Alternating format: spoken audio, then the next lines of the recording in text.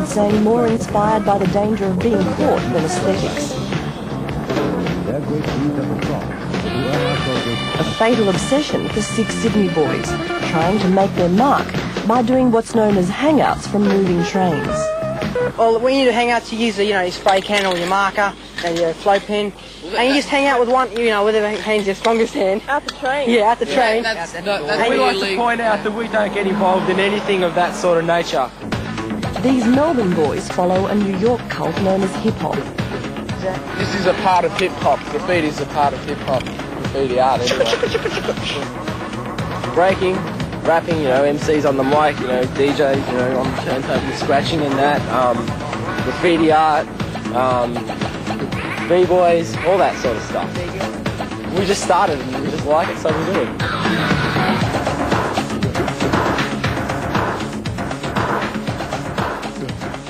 The work they do here, on the hoardings of Melbourne's Remandt Centre building site, is legal.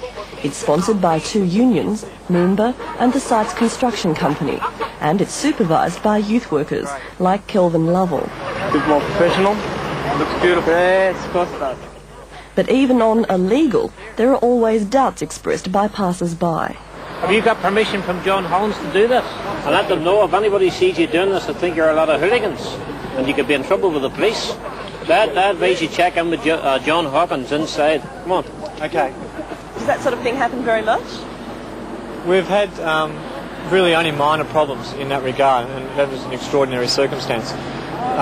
Generally, we've allowed we've let the police and all the appropriate officials know before we come on site. And it's all very well organised. A lot of the public people who see it, they think it's just, they can't read it, maybe because, we don't care if they read it or not, but they really give us a hard time about it. Like, when we were painting here, we had old ladies coming up to us and telling us off, this is horrible, what do you do this for? And, really? See here, this wall here, it's for our own it's our own thing. Like we could get a legal job and we could do, say, a milk bar or something, we'd have to do it to sort of their specifications, what they want, done. We have to do very, very legible, something like that. Yeah. So this is just our own style, we're just going sick here, This is a better form of self-expression, do you reckon? Yeah, it's as creative, as we get, Most of these boys see their spray can expression leading to artistic careers, but in the meantime they follow the law of graffiti. That means no biting, stealing other people's ideas, and no painting over others' work.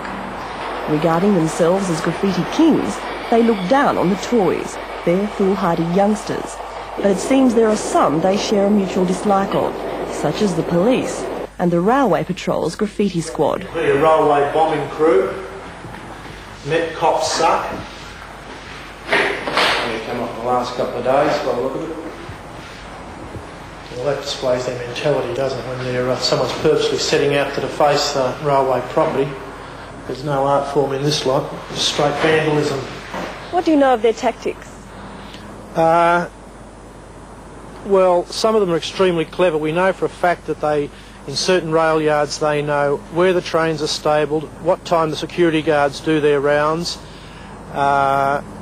where the escape routes are, where they can get in without being detected. So some of them are exceptionally clever at doing what they are doing. But while the artists and the law play cat and mouse in this graffiti renaissance, there are some who see social value in this form of expression. I mean, I'm personally against destructive graffiti and... As a psychologist, Tim Watson-Munro has had many graffiti artists refer to him over the years for court assessments. I think there could be a danger in trying to obliterate graffiti because while people have that avenue available to them, perhaps it stops them from progressing to more violent ways of demonstrating their frustration.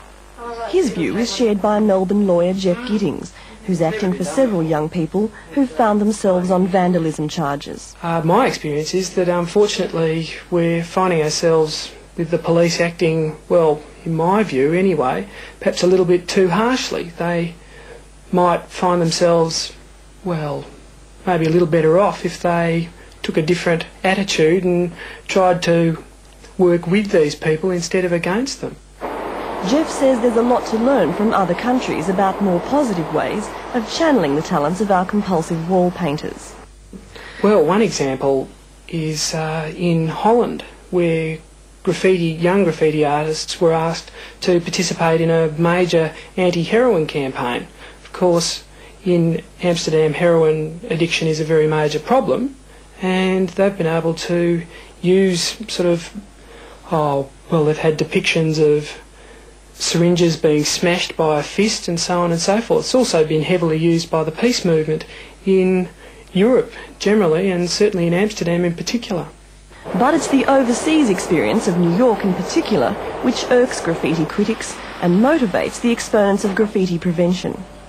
Well, if we don't tackle this problem, which is very severe at the moment, we may be faced with a situation as they are in New York, where they've just let it go, just forgotten about it, and the whole environment is so lawless that people are horrified just to travel on it. Bridget Goodwin reporting. I must admit I rather like graffiti.